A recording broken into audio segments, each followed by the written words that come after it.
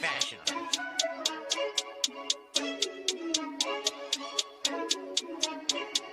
Blessed by Bundy, blah, blah, blah.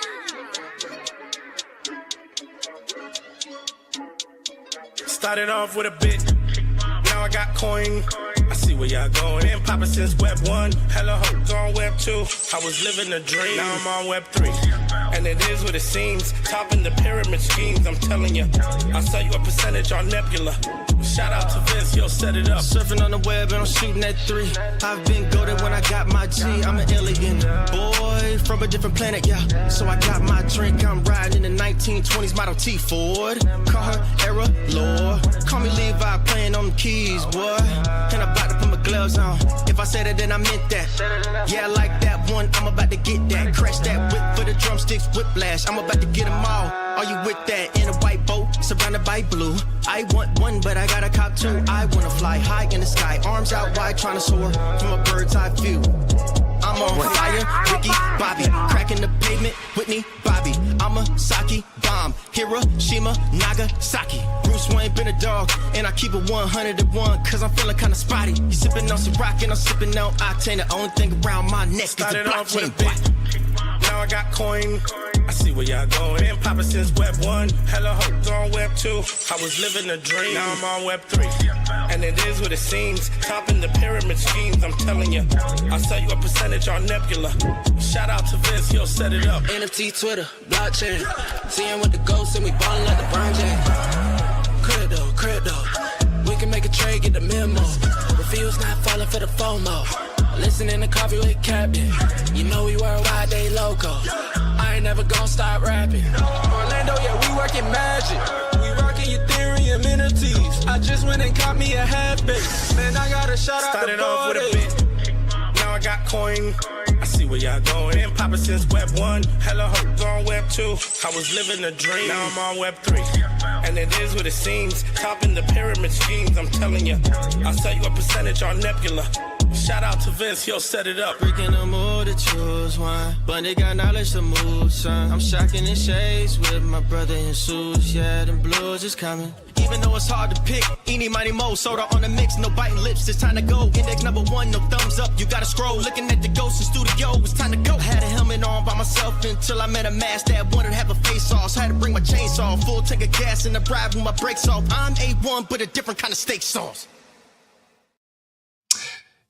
GM, welcome to Coffee with Captain. Thanks so much for joining us. If you haven't already done so, do us a favor, drop us a GM in the chat down below up top, hit that like, repost, and bookmark. We continue to have some issues with X in the algo and discoverability. Videos still getting entirely nerfed, and I'm not sure what's going on with the audio space, but appreciate all the love. Shout out to Otis, Absolute Zero, and Osiris over there in YouTube. So I said in the chat, YouTube chat is 100% uptime. So they continue to do their part. Not sure what's going on in abstract. It gave me an error in StreamYard. I see Katie dropping the GM over there. Are you seeing the live stream? It's live. I hit start live stream, but I'm not seeing it. It shows offline, and StreamYard said an error, said it was unable to send to that destination or something like that. So no idea. Nothing was changed on our end unless they changed the codes. Oh, you do see it. Okay, cool. Well, we will, I don't need to see the video feed anyways. All I need to do is see the chat, and I can see that. So we're good to go. Disregard. If you enjoy, now I am frozen on StreamYard. Happy Monday. Case of the Mondays already. It's now I'm live again. So I don't know. Maybe it was just me freezing. Maybe it's all on my end. The only thing I've done different that could potentially cause the freeze is I do have second monitor now spun up for easier. I'm actually a full-grown adult and using the dual monitors once again. That shouldn't cause any sort of bandwidth issues, but I'm just trying to think of anything that would be different. Anyways, welcome. Hope everyone had a great weekend. I did have a good weekend. I had Duke's second birthday yesterday. He had some friends over. If you missed it, I will drop one of those photos up top. I'll drop one of those photos up top, and then I will. The funniest thing I saw yesterday was the doggy treats. Let me go grab. I didn't post this yet. I'll post it in the chat. So this is a Coffee with Captain exclusive here. This was like Duke is not the biggest dog, but he's like 70-ish pounds. Last time I had him weighed, he was like 65, and he's bulked up a little bit since then. So let's say about 70 pounds, but he's solid. He's like thick and for people that have small dogs, he's a huge dog. And then one of his buddies, Teddy, who is a golden doodle, came over, and they can play pretty, like not aggressively is not the right word, because they're really our friends, but they will get, kind of roughhouse a little bit. And Teddy is like twice the size of Duke. Is no joke, like 130-pound golden doodle, biggest golden doodle I've ever seen. Like I've seen big golden doodles. This guy is not only tall, but he's also very, very girthy. And I'm looking for the picture here real quick, and then I'll drop it up top, and we'll keep moving. But yeah, it was hilarious when the treats got shown. And so on the top is Teddy's dog treats. In the middle is Duke's, and then on the bottom is Porhito, who is a small little dog you see pictured there. But yeah, it was a fun day yesterday for Duke and his birthday celebration, and Saturday was good as well. Enjoyed a little nice Valentine. Found a new spot that we'll be returning to. Had if you like ceviche, some great ceviche, and wahoo ceviche in particular, and short rib that quite literally falls off the bone and melts in your mouth. So hope everyone enjoyed the Valentine's Day weekend. If you didn't, hope use it as inspiration, motivation to get out there and touch grass and converse with real human beings. Yeah, fun doggy play date. Definitely had a good time yesterday. And here is, if you're watching the video stream, let me share on screen here the what I was just describing. Was pretty comical. The small, medium, large. Google Chrome has accessed your screen in system audio 7,781 times in the past 30 days. You can manage this in settings. Is that a lot? Is that a little? Speaking of small, medium, large, 7,000. I don't know. That's the first time I've ever gotten that notification or warning. 7,781 times accessing my stuff. Seems a bit extreme, but maybe that's normal. I don't know. You tell me. Has anyone else got that warning? Literally first time ever seeing that. But I guess fitting to talk about. We will be talking about today a little bit of AI talk, not just OpenClaw getting acquired by OpenAI. And I hope Peter, that acquisition came. The acquisition, hopefully, it started with a B, based on his quick run in over the last not less than 90 days. It is, and what some of the other valuations and money, especially these AI companies, are throwing at not just product but just talent. I mean, it was, I think, more than rumored last year that like Meta was hiring top AI talent for north of $100 million a year, like MBA contracts for AI developers. So when you talk about a developer who Sam Altman called a genius, who's not only smart and clearly understands how to build and create an AI, but has built arguably the most, from an AI agent standpoint, arguably the best tool we've seen yet. Certainly the most used, the most GitHub contributions, et cetera. I would be shocked if it was anything less than $1 billion. And I see Joey in the chat talking peptides, and Von Frunten firing back that Wall Street, just Ozempic, just the gut peptides is what hedge funds are saying. The sales team need to lean into their gut, and Ozempic is preventing that. I'm quoting here. Actually, I can just pull it up he shared the link. So I will pull this up on chat. We got a few more minutes cold open. So why not talk all things peptides? This is also my attempt to invoke Joey to join the conversation. I kid. You're welcome to join us. Anyone's welcome to join us. It is an open show here on Coffee with Captain. And if you ever want to join the conversation, feel free to throw a request, come up on stage, or drop your thoughts, feelings, questions in the chat down below, or over on YouTube chat or abstract chat. We will do our best to get to all those throughout the show today. Ozempic got coded, and then a friend, I'm not going to out him because I don't, this might be a HIPAA violation, but one of our friends got bit by a bird yesterday. Feeling real connected to anything to do with beaks. I must know more. What were you trying to feed said bird? Were you I don't know, like, were you just running and the bird got, was it a crow? Crows can hold grudges. I'm watching Shrinking. I've got a couple episodes left to catch up on Shrinking, and there's a scene in there, not spoiling anything, but one of the patients talks about a crow that held grudges. This is what we were just referencing, though. GLP is getting banned by hedge funds, maybe by sales teams too. Ozempic is bad for business. A few months ago, someone told me that they heard a rumor that a bank, or hedge fund had banned its traders from taking Ozempic, Wegovy, and other GLP-1 weight loss drugs. The theory, as I understood it, was something like traders need to make quick decisions based on gut instinct, and GLP-1s mess with your gut instincts. You're not hungry for snacks. You're not hungry for profits. You lose your edge. I don't know. Could just be a rumor, but I do think your intuition, your gut instinct is real. I once had a mentor tell me successful people make decisions very quickly, lean into their gut, make decisions very quickly, and they change their minds very slowly. They're open to changing their minds, especially when presented new information. But leaning into your gut some say it is your second brain. Joey, GM, not fighting all peptides, but we're fighting Ozempic and weight loss drugs today for the traders out there. Is that what brought you up, or something else on your mind this morning? That has to be a troll. I mean, that has to be a troll. They can't be serious, right? Like they can't say that because people who want to lose weight, they lose their gut instinct. Like, who wrote this? Where's this article? I just had it pinned up top, but it was, I think they're serious. I don't think, I didn't read it as a joke.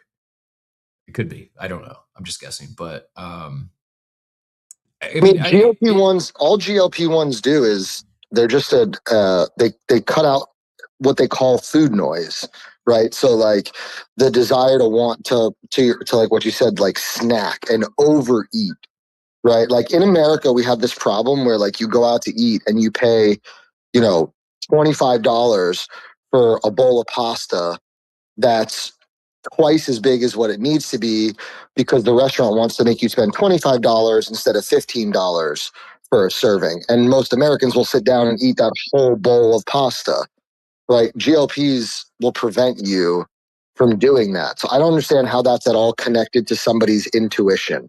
Gut instinct is intuition. So I don't see how losing weight and not overeating is connected to your like intuition. I agree. Also on the eating less, I think it was Ikigai. Am I saying that right? The Japanese, Venn diagrams. Is that right? Do you know what I'm talking about, Joey? I know what a Venn diagram is. I'm not sure if you're pronouncing the name correctly. Ikigai is the Japanese secret to long and healthy life. It's the focus on what you love, what you're good at, what the world needs, and what you could be paid for. And what hits the middle in that Venn diagram is your Ikigai. I think I'm pronouncing that right. I think I'm pronouncing it right, but anytime I question if I'm pronouncing something right or not, I usually end up leaning to the wrong pronunciation. Anyways, I'm pretty sure. I mean, that book talks about flow state. It also talks about living a long, happy life. And one of the things is they find in a lot of these, not just Japan, but a lot of these blue zones, the norm is people eat not until they're full, but until they're like 80% full. Arbitrary number, I think.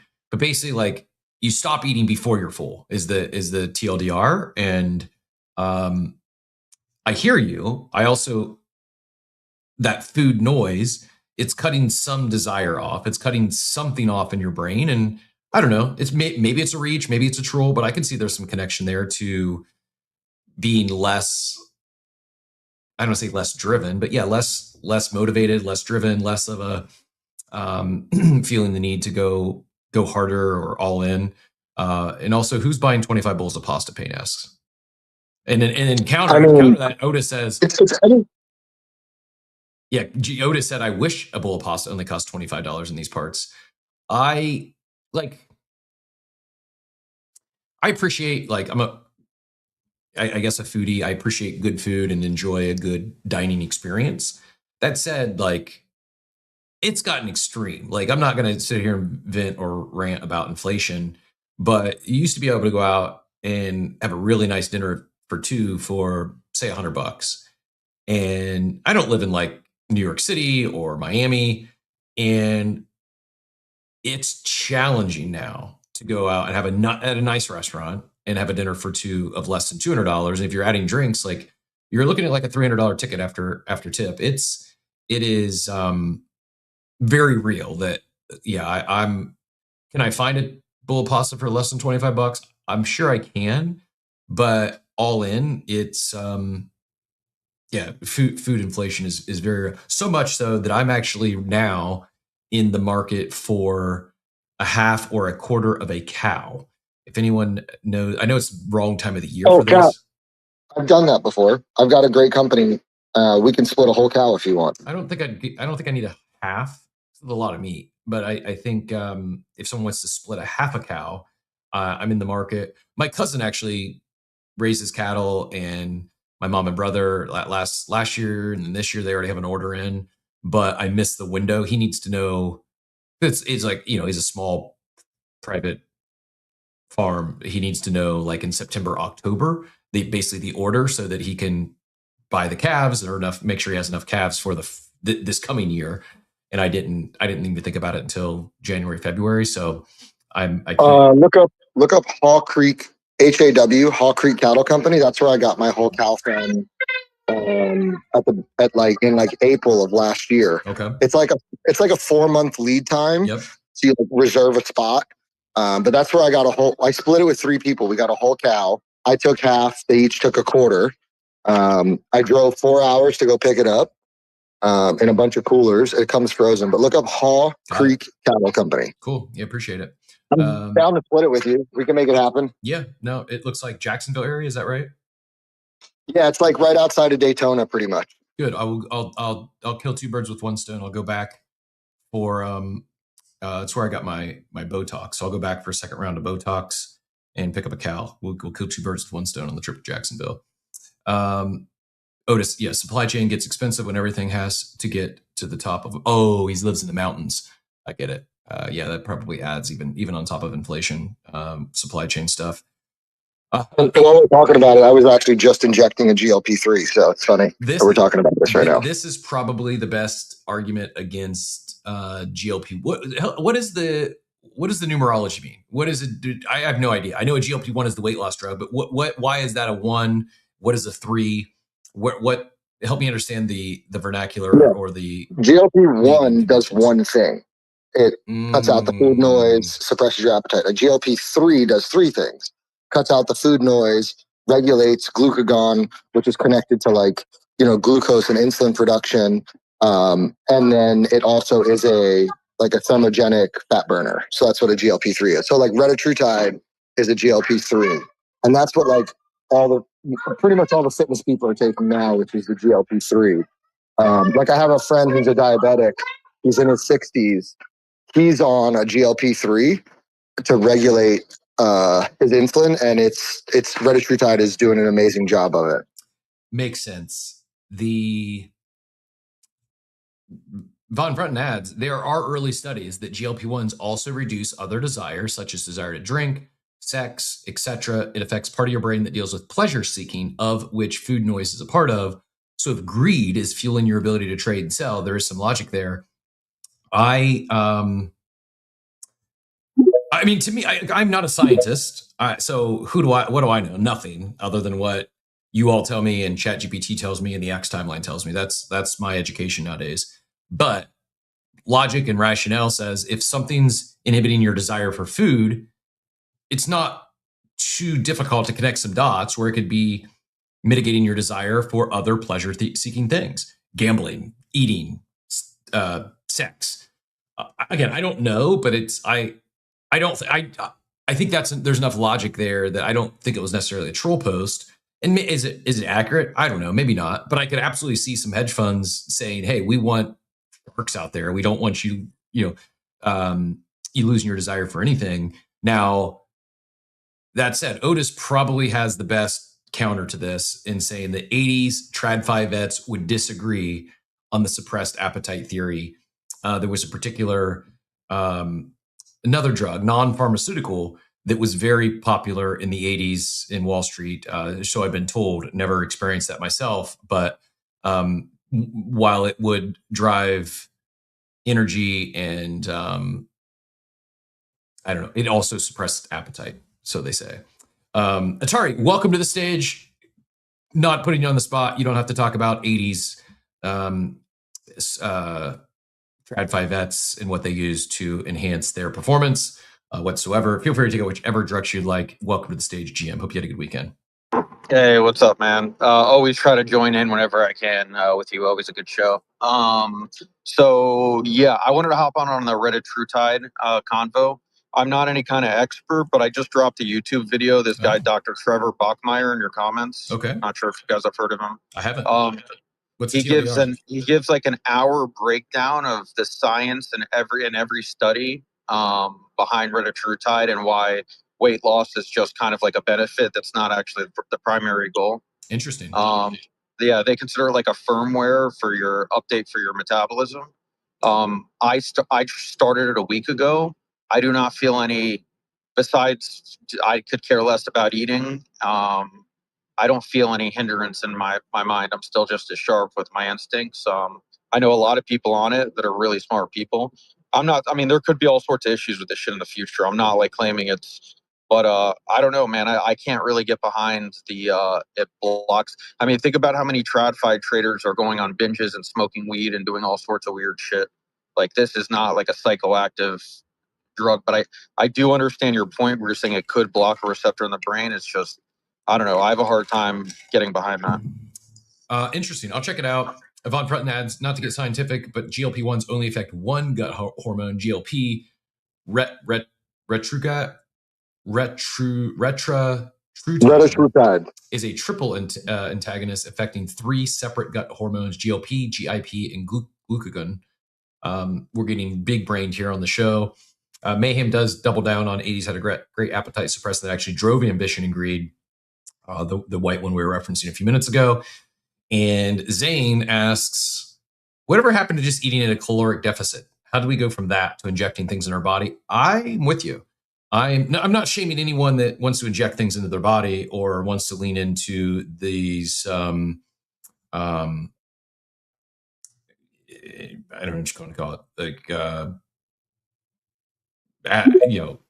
performance enhancers or whatever, like peptides, GLP-1s, GLP-3s, like do you? I think the easiest way to lose weight is simply eat at a caloric deficit. I don't think it's that difficult. I understand it's difficult for some people. I'm not shaming anyone. Like, be healthy is more important, but I do think most people don't even make the effort to eat at a caloric deficit, and it's, I don't know. It was my journey. It worked easy for me. I lost 25, 30 pounds of fat in a matter of a month or two, simply when I decided to flip the switch. And I was like, I'm going to burn more calories than I ingest every day. And I'm just going to go work out every day. I'm going to make sure I'm moving 20 minutes at minimum every day. And it was easy. And then I just stayed at it. But again, not to each their own, although I'm like anti-needles. I was having a conversation actually with my mother's daughter, who's in the fitness industry, and one of her colleagues has a peptide startup that's crushing it, but it's all 100% injectables, and I don't like needles. I've puked before getting my blood drawn. I'm very soft when it comes to needles, but that's a me thing. That's not everyone's thing. So if you don't mind injections and you want to assist your health journey, I think doing something is better than not doing anything. Doing something is better than just, and some people have attempted the caloric deficit. Some people attempted working out, it just doesn't stick. And to which I say, get in shape, do what works for you. I don't care. I'm not going to judge. Because there are some people who judge. Oh, they're taking they're on Ozempic. Who cares? Like, worry about yourself. And I'm never going to shame someone for getting healthier, however they do that. Otis adds, or you can just go to Tijuana and get tapeworm in a pill. I didn't know that was a thing, but parasites, I'd probably be more concerned about making sure I don't have any parasites in me than I do injecting peptides. But Joey, I know you just said you injected something, but you're also taking some peptides that are not injectables, like they're still pill form, and you feel they're just as effective, or am I misremembering? Yeah, so I'm sure Payne's loving this, so I'll be as quick as possible. So as somebody who works out 5 days a week and eats in a caloric deficit, like some of us it just doesn't get us where we want to go, right? Like I was 210 and stuck at 210, and now I'm 198. So it's simple to say like eat at a caloric deficit, but if you're not quote unquote overweight, eating a caloric deficit sometimes isn't enough because you don't have a lot to lose. And then to answer your question, there are you could aspirate them, which is you put them in something like like an Afrin bottle. So you could aspirate them and just like do like up your nose. Okay, I'll do that. Which is really simple. Or you can do the pill form. Not all are available in pill form. The problem with the pill form, though, is like anything you've ever, like anybody tells you anything, right? Like vitamins, anything that you ingest typically is far less effective because stomach acid, digestive tract, all that stuff. So it's not recommended to get a lot of these in pill form because you're just essentially throwing money away because they're not as effective as injectable. But yes, some of them are available in pill form. But the second best way, if you're not an injectable person, is to aspirate, and not all of them are available through aspiration, right? Because certain things have to be absorbed in your body in a specific way. Fair. I see we'll go back. Oh, we lost Atari. Atari, if you wanted to get in, and X, it bounced Joey a few minutes ago as well. So not sure what's, again, X, we're just gonna have to power through it. I'll stop commenting on it, but I didn't boot you. You might have to take a lap and come back up. But we've got, I do, Payne was appreciating Joey's nod that cold open time has expired. That said, we've talked about pivoting to cooking with Captain. Peptides with Captain doesn't quite roll off the tongue, but it might actually help our YouTube subs if we have a peptide segment. Speaking of segments, we are going to bring back an AI segment here in the near future. Bunchy, while he's busy and can't join us every week, he'll pop in from time to time, and something that it's too close. It really does. I mean, a lot of what's happening in the world of AI and AI agents is absolutely happening on chain. I've got a few Ethereum takes per the title on Spaces that we'll talk about here in a bit. But Tariq, welcome to the stage. Not a whole lot, but if you could do like lightning round on, assuming you came up for the peptide or health conversation, go ahead and get in here, and then we'll move on to market update and everything else happening in crypto and AI. GM. GM, and how are you, everybody? Sorry for the noise in front of me, but I am in the balcony and the house is cleaning up and I can't go in. All good. So, You're good. Talk. No, you're good. We can hear you. Okay, good. So I am pharmacist. When I hear GLP and people taking it, I really love to hear people about this. But like GLP-3, it's the first time seeing people even taking this. It's like it's experimental. It's like I've never seen anyone taking it. But GLP-1 it's a fast way to lose weight. Like I never give it to any person, even if someone give me some medical to give it him to lose weight. I never give him because I'm sorry, it's not a good way to lose weight. It's the fast way to lose weight, and the end you will you will feel sad because you will not reach your what you want, and you can eat healthy and make it better. It will take 1 year, 2 year, but it's better than taking GLP because it's not the good way to take it. It's a fast way. Yeah, like people, I think people they're taking cosmetic. It's super high price. Yeah. Like I don't think like it's $300, $400. It depends on the country, but Yep. It's not the good way. Yep. Appreciate you adding to the combo. As always, not only never any financial advice, never any medical advice on the show. We're not doctors, so definitely speak to your own physician and do what's best for you and your body. And again, as we're not judging people that you want to inject things in your body, go for it. Never judging anyone. If they want to do it, they do it. I have a lot of my friends do it because they have a little overweight Yep. because like there are 150 kilograms. They can do it. It's good for them if they feel good for them. But I don't like people getting medicines or any drugs for it's not necessary because it's not good. Yep. It's at the end, it's a drug. Got it. Thanks again for coming up. Atari, we'll go back to you, and then we will get into market update. Yeah, real quick, just had a couple more last points. It's definitely a cheat code hopping on one of these, and I think some people, like you, sound like a very disciplined dude, Cap. I mean, you show up to the show every day, 5 days a week for how many years? For how long? So I think some people need that edge of that start. Like I hopped on it a week ago. I'm not going to stay on this shit long, the Red or True Tide, but it really just it switches up everything. And there has been a bunch of Harvard studies, and there is a bunch of medical studies on retatrutide. It's not FDA approved. I hear what you're saying with whatever. But yeah, so there is a bunch of testing on it. I really encourage you guys to watch that video I posted in the comments. The guy breaks it down. He breaks down all the myths and everything. Breaks everything down on a molecular level. And yeah, I mean, I take BPC 157 and TB 500. I have arthritis, and it really helps with my tendons and ligaments.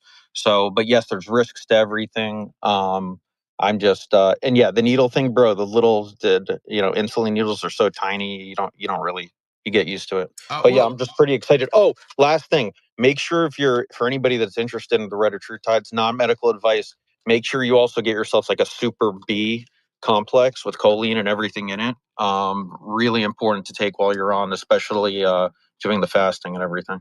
Yeah, fasting is, appreciate the kind words. I would like to think I can be disciplined. Once I create a habit, I usually stick to it.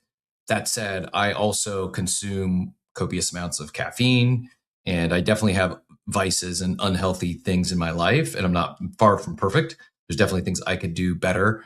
And you actually got me like I'm fine if I want to lose weight. I'm confident I can lose weight.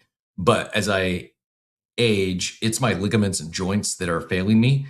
Like even like especially my elbows for some reason lately. I don't know what it is, but I could be doing like ab crunches with ab pull down things, and it hurts my elbows. Anyways, enough of the health. If they get rid of every peptide except BPC 157 and TB 500, the world will be a better place. That shit is really like a miracle drug. Cool. I'm open minded. I will look into more stuff. Good diet and exercise is always best. Cold plunge open coming tomorrow. A kid, but yeah, trying to get the train back on the tracks here. I'm not gonna. We're gonna save our Night of Seven Kingdoms cold open for tomorrow when Outer joins us. But another banger episode last night. 9.9 per IMDb, I believe, and a lot happening over the weekend. The big news we're going to hold for a bit was the acquisition by OpenAI, acquiring Peter and OpenClaw. It also not lost on me that started out as Claudebot. Claudebot went the legal route instead of the olive branch. One rename, and it's a Moltbot, and then I think the reason I think the reason he changed from Moltbot to OpenClaw was some people sniped the handles. So GitHub and X and maybe elsewhere. So he couldn't get all the Moltbot handles. So he did it with more intent, more strategy behind the second name change. And I also think that the Open AI talks probably were going on for weeks. And that was maybe part of the thesis there, whether it was open. Worm got me, my apologies. I'm gonna keep the train on the tracks. Payne, that was your fault. That was your fault, Payne. Anyways, I digress. Looking at markets, we're going to start with NFTs because there's a few interesting things happening in NFT land, and then we'll talk a little bit about tokens. Tokens, I don't know how it did it, but Pippin, I'm not saying it was a crime chart, but 773 million for the Pippin token is wild. I'm definitely not chasing that one, but cutting calories with Cap also on the in range that we add a new segment there. So we're going to full pivot, not full pivot. We'll talk a little bit about NFTs, but we're going to pivot into cooking with Cap, cutting calories with Cap, cold plunge with Cap, all the health, and we need to think about a Claude with Cap, any AI incorporation there as well. Looking at NFT land though, Del Mundo's they might have touched 0.1, just been on an absolute tear up to 0.09. This was a near free mint not long ago, up 19% on the day, winning the NFT, the recent NFT mints. Pudgies flat, big Pudgies up 3%, Punks flat, Apes flat, 6.15 there. Doodles up 10% on the day to 0.51, following the Death Star bout. Moonbirds also had their Death Star bout in. They're up 5% to 1.21. Mutant Apes currently in the Death Star target. They're at 0.89, just down 0.5%. I think a few of those have sold. So Death Star definitely not decimating floor prices, as was like the worst case scenario we might have perceived. Milady Makers down 3% as Claviclor. I can't even say the Zoomer influencer who's apparently being funded by Peter Thiel. That's a whole nother story. Probably not going to go there. Net Citizens on Mega ETH, still above mint price, but down 21% on the day to 0.04. And VFriends, which still doesn't get enough love on the timeline, hanging flat at 1.29. We mentioned Moonbirds at 1.21.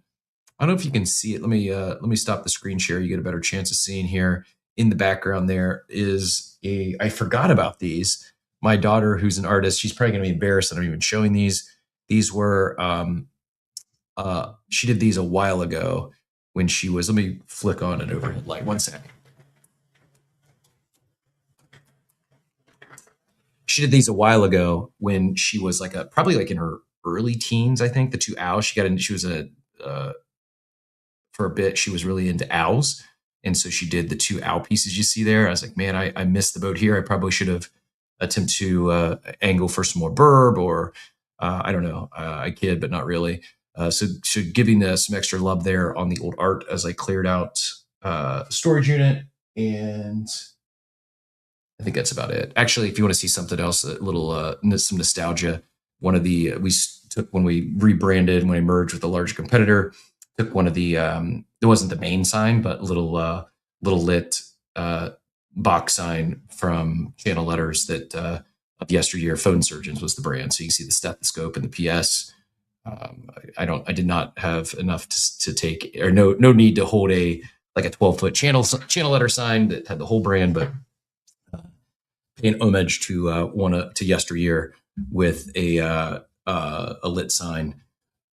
Anyways, all that said, we're not going to do that one, Hizzy, and attempting to get up. Yeah. So in addition to copious levels of caffeine, I also consume cannabis on nearly a daily basis. Although I haven't smoked for all of 2026, probably goes back a while before that. Have cut back on even that. It's really just a sleep aid for me. Same with psilocybin. No psilocybin in my life this year, but I'm not opposed to that either.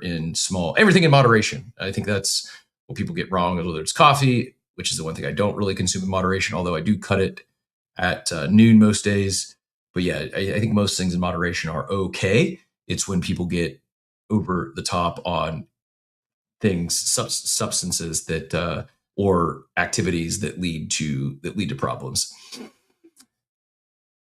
Okay, I apologize. We did get back on NFT AI stuff, and then I took us back into non market related things. Let me flick off the lights, and we're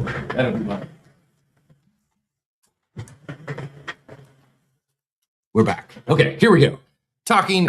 You okay over there, man? It sounds like Your whole set just crashed or something. Oh no, I was. It was probably the chair. You heard the chair rolling across the floor as I went to go flick off the lights. Sorry, you couldn't see that if you were. I didn't realize it was coming through as loud. I should have turned down my mic. I'm still getting this thing figured out. Yeah, I might be consistent, but I'm not an expert and really not that great at anything. I just will work harder and be more consistent than most people. So it's taken me 1,097 episodes to realize I should mute my mic when I roll the chair across the floor. Markets are, it's Monday, so brace yourself for the sell-off. It's been pretty consistent. I think someone said if you just simply shorted Bitcoin, you'd be up. If you shorted Bitcoin on Mondays, you'd be up something like 18 out of the last 19 weeks. So it's down slightly today. Look for 9:30 or so, another sell-off probably. Bitcoin is just below 69 at 68,430. ETH just below 2K at 1973. XRP down 2% on the day. BNB flat. Solana down 3% to $84. Doge did get back above 10 cent mark, but it's down 7% on the day. Hyperliquid is down 2%. And just a chop to down day pretty much across the board in majors and most tokens. I don't know where we head from here. I really don't. Fear and greed is slowly climbing back up. I mean, it's still extreme fear at 12, but it was down as low as 5. So it's ticked up a little bit. I still think we talked about that global uncertainty index last week. And I'm not, until we have some more certainty in the world, I don't, it's hard to see let me say this. There's already tremendous tailwinds across the board for most assets, not just crypto. And things aren't sending because there's this cloud of uncertainty. And it's hard for me to see things really sending, even if we get other catalysts, until we get more certainty in the world, whether it's Iran or otherwise. Like I'm not going to get into, I'm not a geopolitical expert, not going to go there, but it's data will show that the world's just uncertain. We don't, and markets don't like uncertainty. So while this bill maybe gets passed, maybe gets revised, maybe doesn't get passed. You saw some people out of DC say there's trillions on the sidelines waiting to enter crypto. I think it's also they're incentivized to get this bill passed. So I don't know. Even when it gets passed, I don't think it's just going to send markets. I think we just think the world needs to feel a little more certain about what's happening. And while I think that's likely to happen, something happens in 2026 where people feel more comfortable, more confident in markets at large. I think this speaking of cloud of unknown, I think the cloud of AI and the unknown, the uncertainty with what happens next or what happens next year or the next 5 years is going to hang out there for a while. I just don't know until there's confidence that we're not going to enter Skynet, the robots aren't going to take over the world and eliminate all jobs. They just did revise jobs down 1 million jobs. The revision was down 1 million jobs, which is not great. It's going to continue. Like less jobs are going to be needed. Look at X is tripping. Yeah, sorry. If X is bugging out on you, I mean they have 30 employees over there. It's No, X is down. okay. Thanks, man. X has been really challenging over the last week. We're not going to stop streaming. We're not going to stop doing the audio spaces. It's been a challenge. So while this is our main location, our main platform for the live show, I would encourage all of you to go check out YouTube, go sub over there if you haven't. The chat, it just doesn't, from StreamYard to YouTube seems pretty consistent. It's not buggy. It doesn't trip out, and a good place to, especially if you have YouTube Premium and you can minimize the app and do your multitasking. Personally, I prefer listening to the audio spaces if I'm tuning in because I can have it on the background. My phone can go on, screensaver, not screensaver, whatever. When the phone just goes dark. It doesn't have the screen on. YouTube audio will cut out when that happens. X if you don't have premium. X will not. So I personally understand and prefer X audio. I just wish they would, whatever they're doing, and they're apparently making some big moves. It looks like they're really leaning into the Everything app, leaning into crypto, and I think we'll see some new stuff coming online soon. I just hope they don't forget about some of their legacy products. Yeah, I can't even get post to load right now on X, so it's amazing that we haven't rugged. I shouldn't even said the word out loud because we got rugged on Friday for the first time in like a year, maybe longer. So hopefully that doesn't happen. If we do lose X, while I will spin up another Audio Spaces, my recommendation, just scroll up top, head to YouTube. You can see the, oh man, you can't even see it. I'm not even getting the Jumbotron. Joey or Atari, do you see the Jumbotron up top? Nope. No, Yeah, nothing. I can see it. You asking if we can see it up there? Yeah. I don't see Yeah, it. I can see it up there, but it has been like I've had to like minimize the spaces and then like refresh my feed and then come back to the spaces. Like it's been not opening all the way sometimes. It's been a mess. Yeah, spaces aren't even refreshing. I just tried to do that, FYI. Yeah, I'm in the same boat. I'm not gonna. Obviously, I can't close because that would rug the space. But yeah, I can't even see the. I'm hosting. I can't even see the Jumbotron. It's just gone. And there's definitely some things posted up there. So I guess if you missed it and you haven't yet, this is shame on you for not subscribing to YouTube already. You would know where we're at. But if, in all seriousness, if you just go to YouTube and search Coffee with Captain, you should be able to find it. There's one other Coffee with Captain, an actual boat captain, but I don't think he's posted in a few years. So we should now be indexing above that boat captain. But you should definitely be able to find us if you just search for Coffee with Captain over there. You should find us. We'll keep powering through. My apologies. I don't know what's going on, but it's X is having a case of the Mondays. Catching up with catching up with comments in the YouTube chat. Teacher Katie threw me off when she said girthy ? LOL. I was talking about my dog. Actually my dog's friend Teddy is girthy. Dog is girthy, just his body. Get your head out of the gutter, Katie. Meshmesh says, I guess the question is, where does your intuition come from? Lots of data to show the importance of the gut-brain connection. I agree. And that's the last comment on the health stuff. But yeah, essentially everyone is locked out of X right now. So the true ones, the real ones that came here early today, you get a ride with us. Everyone else is probably not going to be able to find us. And yeah, it's just looks like X might just be down. Husker says the X space is fine, but my stream isn't refreshing right now. Not sure if that's just because I'm on on plain Wi-Fi. It's not.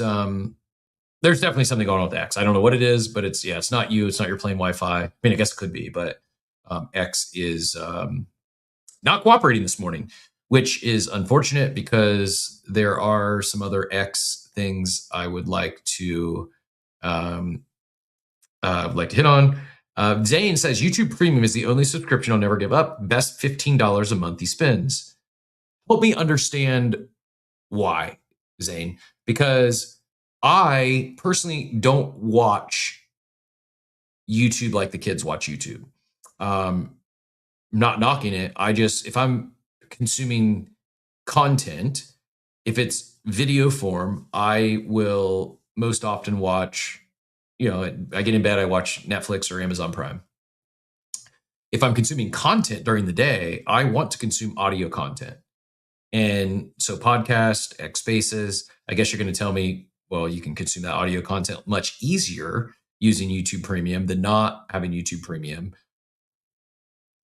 And I saw something, I'm trying to rewind my brain because I saw someone recently watching something on YouTube on their TV that was like, these Zoomers again.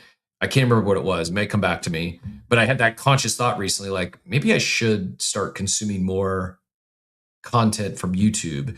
I do think this is part of like the generational gap that I just, obviously been a YouTube consumer since launch, but my YouTube time probably pales in comparison to any other streaming platforms when it comes to video consumption consumed. Although, if I'm going to talk about Zane and challenge his YouTube Premium take, I will shout out I'm not sure if it's public, so I'm not going to make a connection. I'll just say this. I did watch a YouTube show recently that was a cooking show. Dropping some hints here. We are leaning into cooking with Captain soon, and so this cooking show featured Olympic dishes, so like breakfasts from all around the world. 9 out of 10. The section I watched, it was tied as the top rated breakfast in the world. Hails from Venezuela, in particular the arepas. It's not just me. Cooking experts are saying this. They're agreeing. Co-host or a personality that was also on the show was rocking an arepas t-shirt. Yeah, so Zane is a client he's working with. Zane, it's Nick is the creator. What's the channel? I should know this. I did watch it. I promise I watched it. I just my brain isn't fully functioning yet to the full name of the channel. But yeah, drop it. We were talking about it in the war room. Zane's worlds were colliding over the weekend, and yeah, if you're still sleeping on arepas, you apparently don't care about my recommendations. It is real alpha, and especially the homemade variety. There's like many things. There's a range on these things, and some you might find in a restaurant aren't quite as good as the homemade variety. Nick, man, these names nowadays. What happened to Nick Smith? Nick DiGiovanni. I know it just sounded extremely gringo-ish there by struggling I'm guessing an Italian name. But yeah, Nick DiGiovanni is the YouTube personality I was referencing. And Joe adds, Zane's correct. YouTube Premium is the best subscription. Again, why? Why do you feel it's the best subscription? What do you get out of YouTube Premium other than no ads? What is it? What makes it so valuable? The fact that you can minimize it and still listen? Like that to me is more valuable than ads, quite frankly. Like I don't care. I can tune out because I listen to things at like 1.5x or 2x and I'll fast forward through an ad. You know, most things whether it's a podcast or yeah, I guess Apple, Spotify, if an ad comes on, I hit the fast forward 30-second button like 3 or 4 times. And by now, because it's usually I listen to reoccurring content, I know if they do one ad that's 30 seconds or one ad that's 60 seconds, or if it's like, if by chance I tune into a Lex Friedman podcast, I did listen to partial, not the whole one, but I listened to part of the one he did with Peter from OpenClaw recently. And Lex is up to like 15 minutes of ads to open the show. But he's got it's easy to skip through and, anyways, is that it? Is that the value? Is just being able to minimize it and still hear? Like why? There's a bunch more stuff. You get, okay, what? You get YouTube Music. You get what? Okay, that's what Joe added in the chat as well. Prefers YouTube Music. So yeah. I guess what is YouTube Music? Because I just thought it was videos. Is it like you're creating playlists like you might with Spotify? Is like so you're listening to music on YouTube Music over Spotify or Apple Music? Because if that's the case, my Spotify subscription for a family now is up to like it might be like $28. I don't know. It's one of those subscriptions that I know it's on auto sub. I know I'm paying for, but I also use it. However, I probably should reevaluate things like Spotify and Netflix even. And now, again, for a family sub, it's $28 for Netflix. I'm old enough to remember that was like $7.99 a month. And so, yeah, I guess that's my question. What else? And so specifically to YouTube Music, is it that you use YouTube Music instead of Spotify, Joey? I don't know. I don't have YouTube Premium. I'm not a big YouTube person. But I know that you also get like cross device. So like if you start something on one device, you can then resume it on another device from like the same place. I believe you could also do like offline videos. So you can download, I believe you can download. So like, let's say you were watching you were watching something and you were on an airplane with no Wi-Fi. If you have YouTube Premium, I believe you can download whatever it was you were watching and be able to continue watching it, right? Okay. Like Netflix has that, right? Where like some things you can download and watch without internet.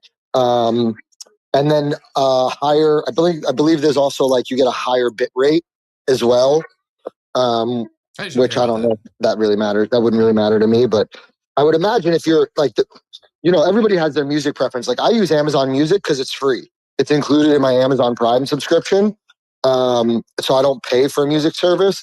So I would imagine YouTube Music, Spotify, Apple Music, all these different music services are just personal preference, is my guess. Well, yes, and my takeaway is the reason why YouTube Premium is, I guess in some, maybe it is in addition to, but my biggest takeaway, it's instead of. You're getting more, if you're paying for a music sub, whether it's Apple or Spotify, you're probably spending money on music that you wouldn't have to if you go YouTube or Amazon Prime or Amazon Music, assuming you're an Amazon Prime member. That's the subscription I will never give up, is Amazon Prime. There's so much value because I mean, just today I'm going to place an order that's free same day shipping. Like that to me is easily justify the, I don't know, 100, 150 bucks a year I pay, because everyone's X is nuked. Sorry for the echo. I'm just dropping the YouTube link for those that don't have it in the war room. Several people just said that completely nuked, lost audio on Spaces. Mike said, and X is completely nuked, wouldn't load anything, quit, came back, removed the app, installed, PFP gone, no followers, I'm not following anyone, post won't load, account name is still there, groups are there, but won't load new content. Yeah, I don't think it's your Wi-Fi, Husker. There, a lot of people are having X. Door ads, this is maybe the real reason X is down. A personality who remain nameless, because I don't want to give more clout to, because they are the most notorious botter on this app, and botting has led to even more clout and reposts by influential people, namely the owner of this app, says he's posting the Epstein files right now, coincidentally. So they just decided they couldn't stop him, so they just shut the whole app down. Probably accurate, I kid, but not really. Husker was going to cancel Amazon Prime because they essentially get the same with Walmart Plus and it's free with Amex Platinum. Is it the same as Walmart Plus? I don't know. I've never been a Walmart Plus user. I struggle to think it's the exact same as Amazon Prime. Maybe I'm wrong. I'm open to being wrong there. But yeah, but with your Prime subscription, you also get Amazon Prime movies and TV and live TV for free, and you get Amazon Music for free. So I don't believe Walmart has a streaming service with thousands upon thousands of movies and TV shows, as well as live TV. So I don't know if I would say it's the same. Here we're gonna land this plane and pull it all together with AI. Is that the next frontier? You saw a lot of like wireless companies. I think it's T-Mobile now. You get YouTube Premium for free, or Disney Plus for free, or maybe Netflix, maybe all the above, with a wireless subscription. I wonder how long until we like. OpenAI is introducing ads, but they say it's not going to be a core part of the product. Claude is against ads.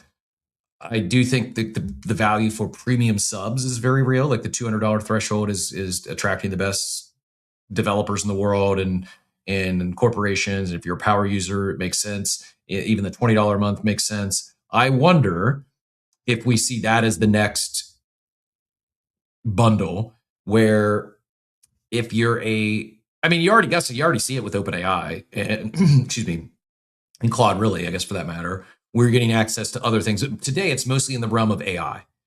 I wonder if it's, in the future, your OpenAI sub also gets you OpenAI Music or access to, I don't know. I don't think it's going to be Netflix, but I wonder what kind of like Spotify just said, I can't remember where I saw it or heard it, but Spotify had their biggest year ever last year in terms of new feature updates, and not one of those features was coded manually. All their engineers are using their vibe coding or using AI to write the code. I wonder, like, they have to be feeling pressure too. The streaming services, the streaming platforms. If we do, it's not just SaaS companies, it's not just ephemeral software, it's content. And IP matters, copyrights matter, they're not going away. But I just wonder how close we are to these big LLMs to bundling in some of these other services that people are paying for, and that's a hook for customer acquisition. Hey, we know X million, hundreds of million users pay X monthly for, like, think about it. More people, I think, pay for Netflix at $28 a month or whatever the fees are than they do OpenAI or ChatGPT or OpenAI or Claude. Probably not the best use of funds if we're talking about most bang for your buck in subscriptions. I haven't had this thought, but I wonder how close we are to bundled subscriptions when it comes to LLMs. And Joey, we'll go to Joey and then Atari next. But before I do so, I did get a full eight bullet points on why YouTube Premium. One, ad free. So I'm consuming a lot of YouTube. I don't use other social media apps, and YouTube is the best search engine. I agree with that. YouTube Music is superior, wider selection, overlaps with my YouTube and Pocket Cast. I do not use other music apps. So follow up on that. Can you, I guess then it's basically all music that you would consume on Spotify or Apple Music is also available on YouTube, and you can also create the playlists and very similar to Spotify, I'm guessing. Correct me if that's an incorrect assumption. 3, all search on this account links, and YouTube algo is the most responsive of any algo. That's interesting.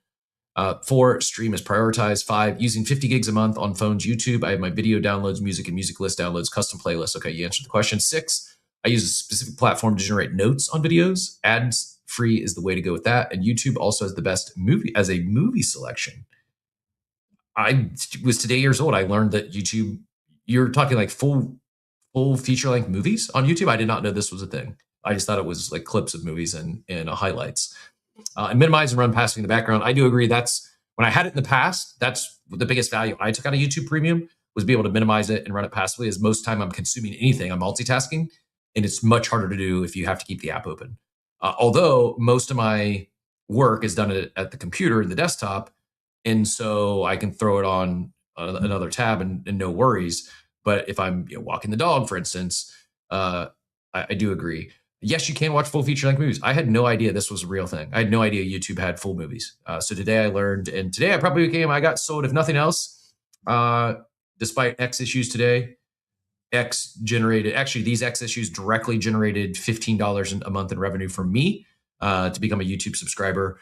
I wonder too if it has anything to do with, on a creator standpoint, if there's any boost for being a sub as well. I wonder, should I sub from the Coffee with Captain account instead of my personal account? Anyone knows? Is there any connection there? Yeah, Mel, X is just down. If you can find the space, congratulations. You won 100 points today.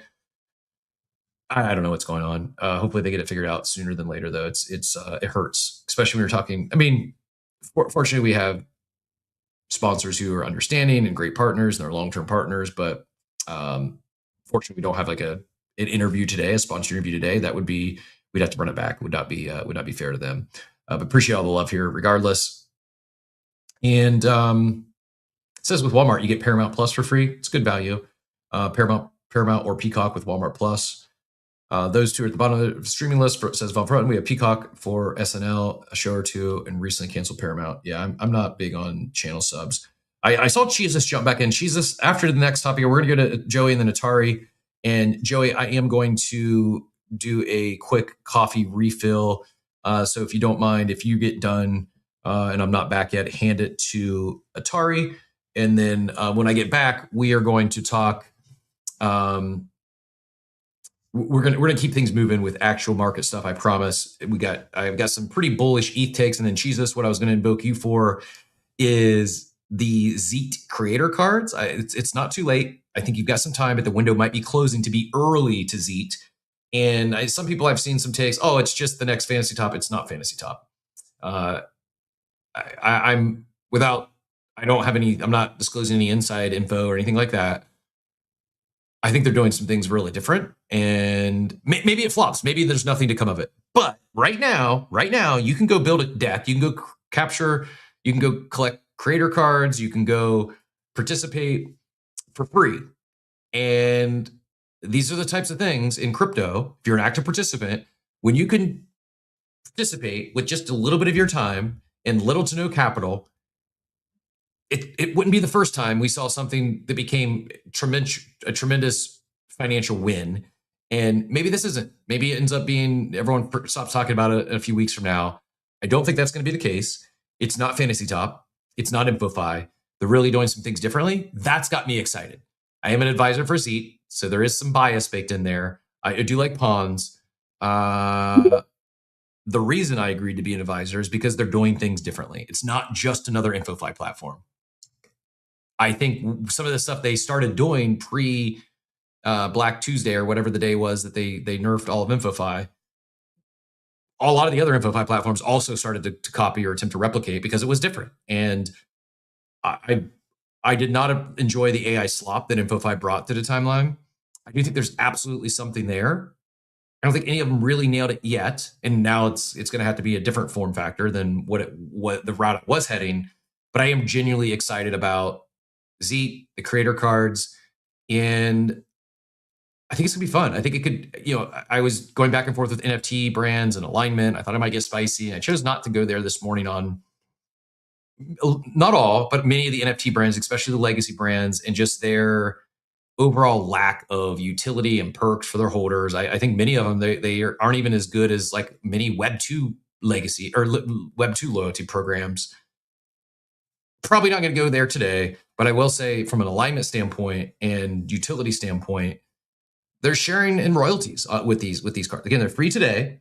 There's going to be packs, and the alignment from brand to creator to participant / holder, they're at least making the effort. They're at least making an attempt to do some things differently and align every level, and that's exciting to me. I'm not saying they're going to nail it, and it could be a nothing burger, but it was part of what got me so excited about crypto participant, and in particular NFT participant, is when you asked a NFT PFP brand, why should I buy and hold this NFT? You used to get 5 or 6 very good reasons, to where now it's like, oh, we don't offer utility. We don't want to touch that. It's a collectible. Okay. You can buy. So basically, I can buy something and hold it for years and speculate that maybe number goes up. That's fine. And for some, that'll work. Some are really doing a great job on building communities of collectors. That's cool. I just don't understand why so many of them now are seemingly like allergic to utility and perks. But we're gonna put that on ice for a bit. We may come back into the NFT PFP conversation, but I definitely want to talk a little bit about Xeet. I definitely want to talk ETH, more bullish ETH than Bitcoin, especially some of the activity we're seeing from large funds and TradFi. Before we go there, Joey, go ahead and finish your thoughts and give me a little bit of air cover. Go hand it to Atari if you're done before I get back, and I will be right back here momentarily. Joey, go ahead. It said it could. Can you hear me, Cap? Can anybody hear me? Because I can't. Yeah, I can hear you. Yeah, Okay, I got you. It said could not fetch the space, so I didn't know if maybe I got kicked off. And maybe I don't know if somebody has the answer to this, but YouTube, if I understand this correctly, YouTube Premium does not include YouTube TV, because I think YouTube TV is something separate where you can watch live TV.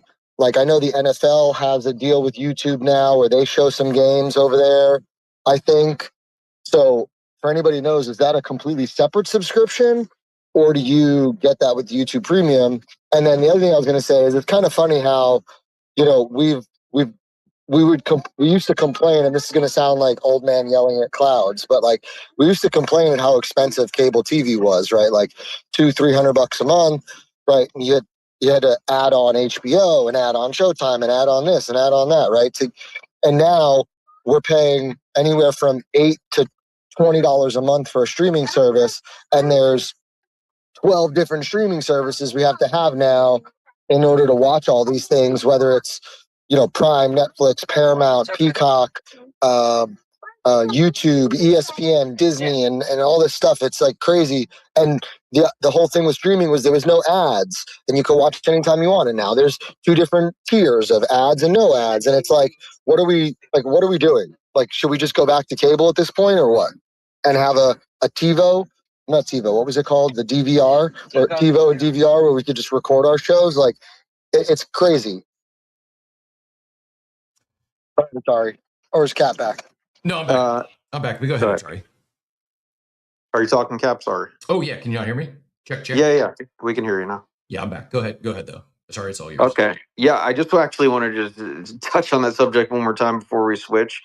First of all, yes, the YouTube TV is separate from the premium. I can't remember the price difference, but they just gouge you so bad and they extract you if you want the football plan or the basketball plan. It's just, you hit the nail on the head with just how many platforms there are, which I'm hoping that AI kind of can consolidate. Like I was listening to Cap speak and I was like, what if they figured out a way to consolidate a bunch of these streaming services into one? The only thing that I'm thinking right now is it'll become a new genre of content, like AI produced content, and maybe it'll become like a Netflix, but of AI. I'm just yet to see any depth like emotional depth to any of this AI. Like it's really sick. I don't know how far it is for me to like watching Night of the Seven Kingdoms. If you're still in here, Cap, like, dude, I just got home from a 24-hour shift. I can't wait to watch that show, and I can't imagine getting that. We're even close to getting that kind of emotional depth on AI, but I could be wrong. I hear you. I would agree right now. I think it's mostly today. The new AI content is mostly clip form, brain rot type, funny stuff.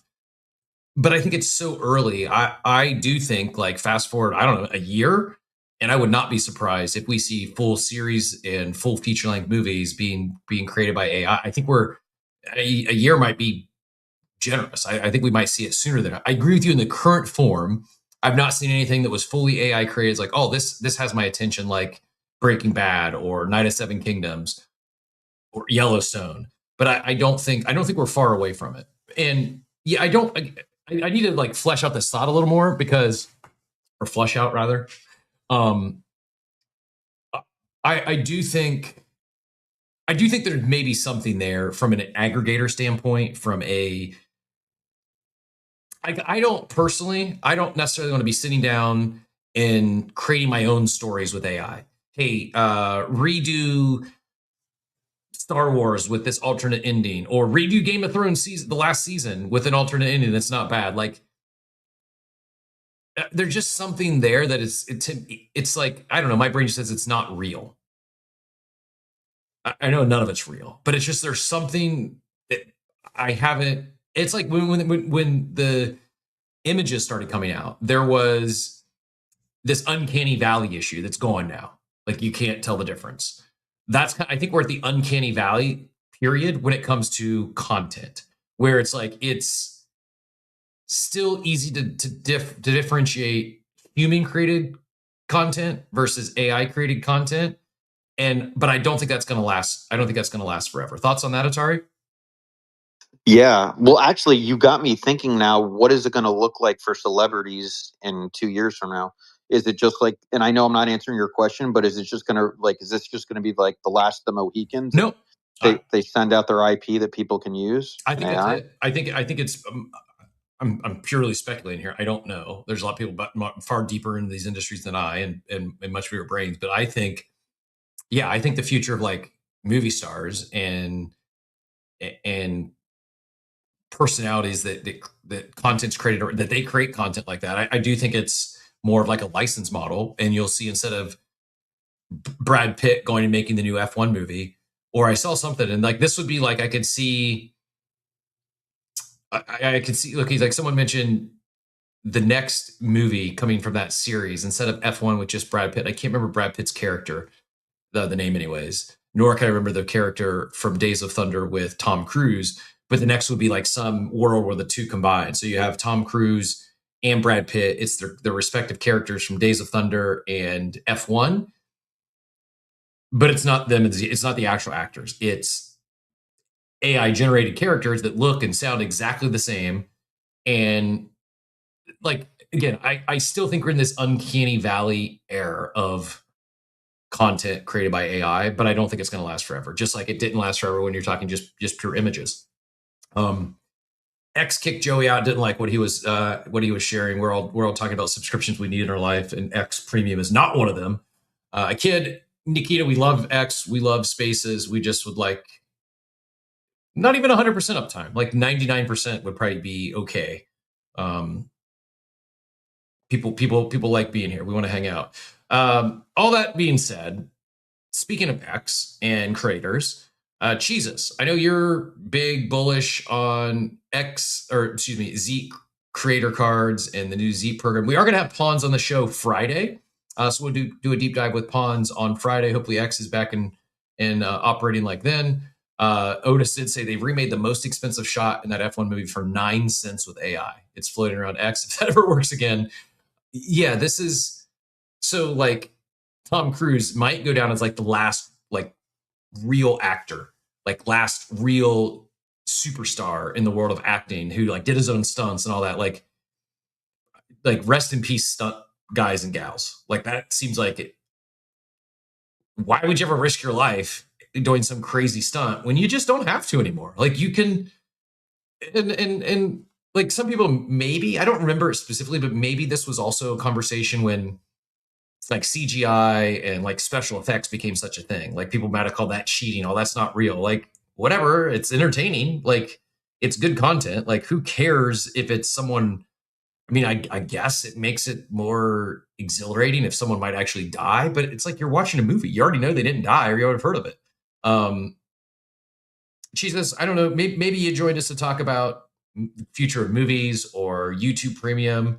If so, feel free to comment or add anything to those conversations. If not, though, tell us a little about Xeet Creator Cards. What has you, anything in particular has you so bullish? GM, welcome to the stage.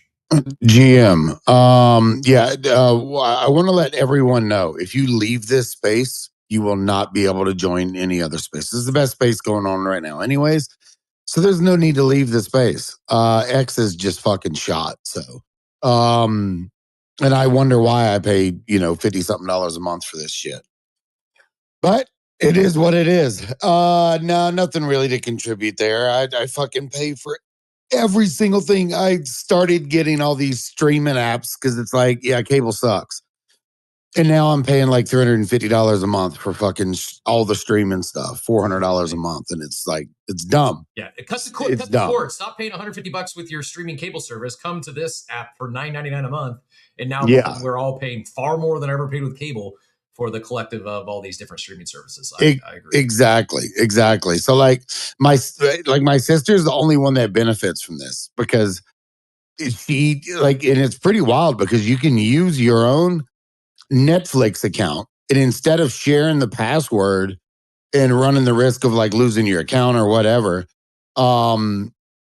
she actually piggybacks off my subscription, but at half the cost. So she's like, here, I'll just send you a whole year of Netflix cost and up front, like of her cost. It's like half the cost for her to get the same thing that I'm getting. It's pretty wild. But yeah, all that shit's, I don't know, man. It's a ripoff. And then the problem is, Captain, is you want to go clean this shit up and you're like, I don't need this one. I don't need HBO, or I don't need, but you get hooked on one fucking show from each platform. And then it's like, you got to have it, Yeah, I'm the same way. I don't know what to do there. Yep, I hear you. It is, I guess what the kids are saying is, forget that show. Just ask AI to recreate it verbatim, and you can get that for $20 a month with Claude or ChatGPT. I kid, but and also just one point. So I know a bunch of people, I don't have one, that pay like $250 for this box and like $20 a month, and they get every single platform. I'm just like kind of hesitant to do shit like that, but that option is out there.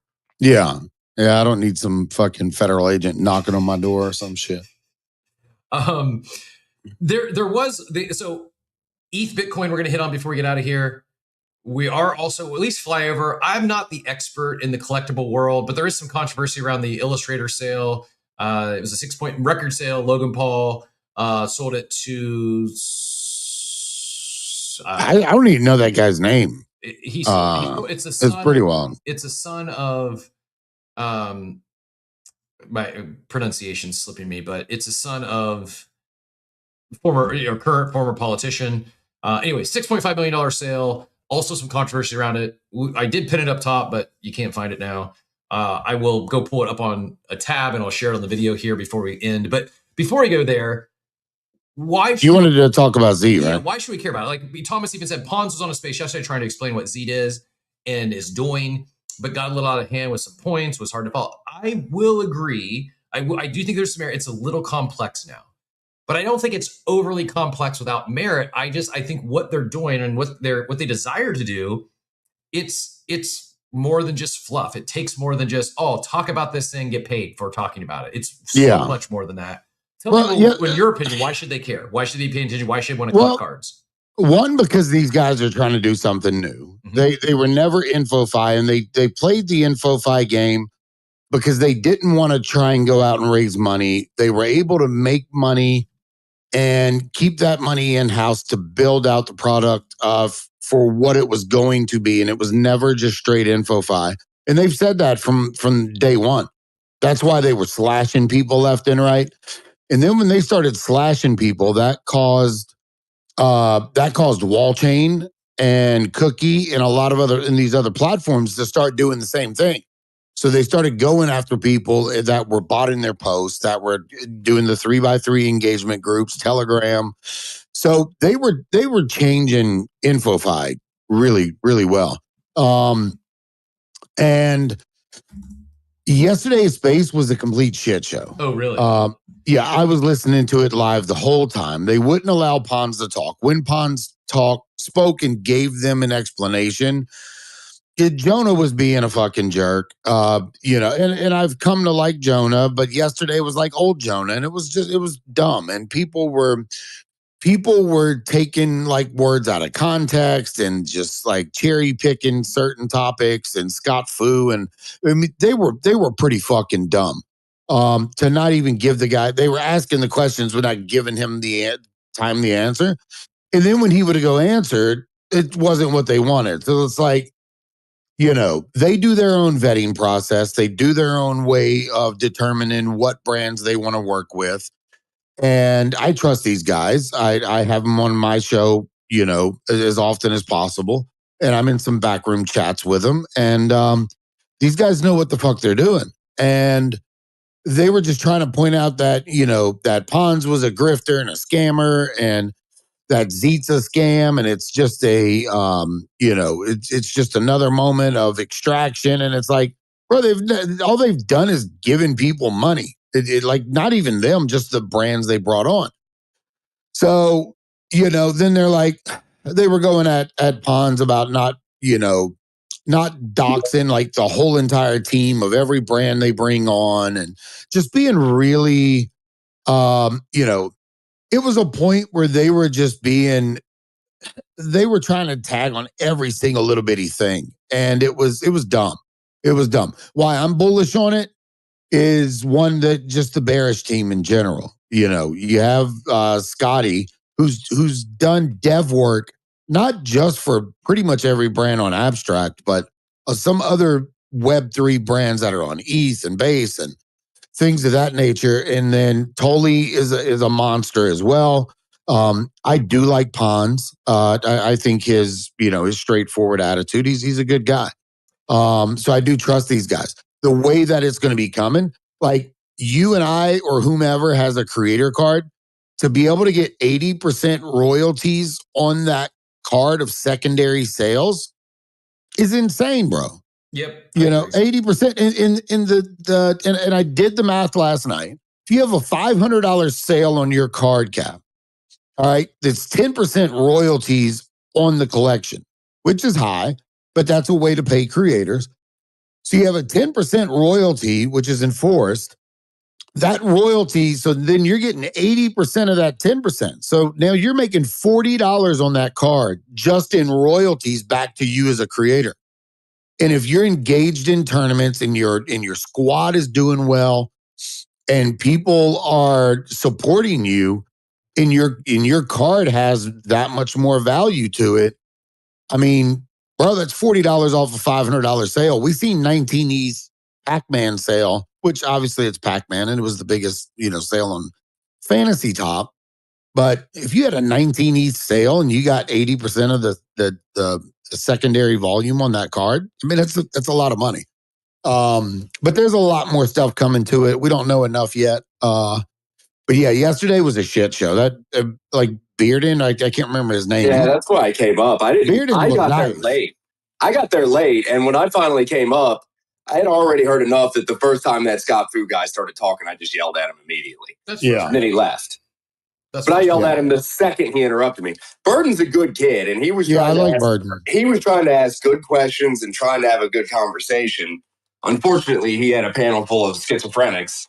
A bunch of idiots, man, and they were just rude and disrespectful. And it's like, you had Scott Fu trying to do the tough guy bravado thing, and then you had he's like, I was standing on Wall Street ringing the bell. Well, who gives a fuck, bro? Not an idiot, though. Just to be clear, it wasn't this idiot on stage. Not an idiot. A bunch of other idiots. Yeah, exactly. That's true. It was just unfortunate because there was a good opportunity for everybody listening that was curious about Xeet to potentially get a lot of information. But they wouldn't even let Pons finish his sentence. Let me ask you this. Do you guys think how much of the blowback, let me ask you this, did Jonah get a card? is part of that blowback. This is no, he didn't, but that's not why. No, Jonah's kind of doing his own thing, sort of like that, and he's run an agency before. To be honest, like I think Jonah's just starting to become this like kind of chaotic character. And look, if it had just been Jonah up there trying to be funny, it would have been one thing. But there was multiple other people that just literally wouldn't even let Pons finish a sentence to answer a question. Yeah. I get that Jonah was just adding to the chaos, but like to be honest, it would have been fine, and it probably would have been just funny if it had just been Jonah being chaotic. Yeah, but even Jonah was going overboard. So it was just like, and I'm expecting him to come on my space today, and I'm gonna fucking let him know that, he was being a dick. But there's no need for that. And here's the problem. People are down, their bags are down. People are looking for plays and ways to make money. And where's the best place to hang right now? And for me, that's abstract. For me, there's a lot of activity, a lot of games drop, and a lot of different things that are happening in the space. And it's going to lead up to another big TGE by Luca and his whole entire ecosystem of teams. And it's like, why shit on somebody that's trying to do something new, trying to do something fun? Like I shit on Death Star in one of my posts, and then Henry came on our space after I listened to him in here, and he spoke to us, and now I kind of understand it, and it's not doing what I had thought it was going to do. Mm-hmm. And it wasn't as bad of an impact, and it's kind of a cool idea if they keep evolving it. But it's like, I didn't have Henry on my stage and then just sit there and shit on him. Right. And it's like, if you can't give people that, that time and, to answer the questions you're asking for, but then you're going to shit on somebody every time somebody's trying to do something new in the space.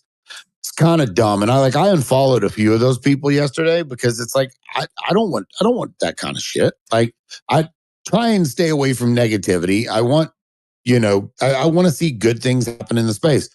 If they're able to pull this off and it's a good model and it's great, then cool. But when you have people that are pissed off about it, people that are happy about it, and the whole timeline's just blowing up about it, they're doing something right. So I would pay attention to it. If you see some people that you, are giving away codes for cards, then I would definitely get on it. But right now, there's almost 6,000 minted. So I don't think there's very many left to mint. Hey, Cheese, how long do we have to mint those? I don't remember. It was 14 days from the day that they launched, which was what, like 3 or 4 days ago? Oh, I think it's been at least a week. I could be wrong, but I think it's been a week, maybe a week. Has it? Damn, that's gone by quick. We should, if anyone, I'm hearing X might be back. It seems to be intermittent. It is. So we should try to track that down. When did it actually launch? So we know the hard cutoff. And if X is back and you do want one of my creator cards, I got a few left. Shoot me a DM. I'll go through that. I'll try swap you. I got one for you, Cap. Let's do it. Do me a favor. I thought you sent me one, but I can't. I don't have you in my. Do I have you in my deck? If the two of you get one, Atari, if you want one as well for joining the combo on stage today, I'm more than happy. And then Joey was our fourth minimum. I'll get all four of you. Just shoot me because I think you have mine, right? Let me check. I think so. I don't know. I'm out now, so I'll swap you one too. Atari. I have taken too much time. I didn't know exactly what to do with these things, and so I was kind of sitting on them until we got more info. But it seems like we just need to act, and the info will come later. So, yeah. Anyway, yeah. Cheese, you're not in my deck, so somehow we missed that. We will have to keep each other in mind for a future. And I'm happy just to give you one of mine, even though it's a one-sided trade here. We were sitting here like ripping shit, like live. Yep. I need to build up more of my deck. I have legit FOMO because even though I'm an advisor, I did not farm Xeet. I talked about some things organically, but my number of Xeets is, especially seeing some of the leaders recently and how many Xeets they stacked up. Jesus, you're one of them. I'm big time FOMOing. I wish I had more Xeets. I hope that doesn't come back to bite me. I'm hoping for my own selfish sake that when they kick off the new tournaments, the new program, that we all start at like ground zero, and I'm not playing catch up to those of you that have hundreds of thousands of Xeets. But for those that are frustrated or you don't have a card yet, don't sweat. It's not over. It's not the end of it. I do think that some of the blowback, and yes, I also agree. I think Jonah is playing a character. He knows what he's doing, and he's being with intent, being polarizing, controversial, fill in the blank. It works for him.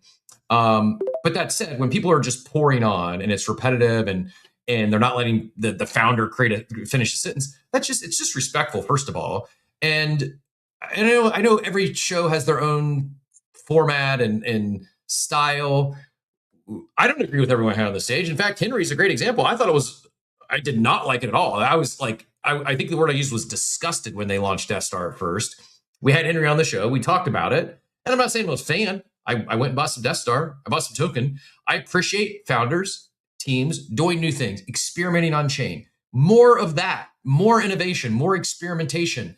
And we have to stop taking shots at any founders who try something new. And we say, oh, they're just, they rugged, or they're just extracting. Like, no, it's such, like, we overuse the word. The term grifter was the most predominantly used term yesterday, which I found hilarious. Yeah, come on. Like, we have real grifters that have entered crypto. We have real extractors that have entered crypto. Has Pawns pivoted a few times? Yeah, he keeps experimenting. He's trying new stuff. He still, like, if you want a frog, you still have access to that Discord. Like, he's not forgetting those people. I get if, like, oh, I've been a supporter all along and I expected more, or I should get a free card. Like, it's really hard to make a bunch of people happy, but I'm going to continue to drive home alignment. Work, if you're building something, attempt to align with the active participants, attempt to align with your beta testers, your early supporters. And I'd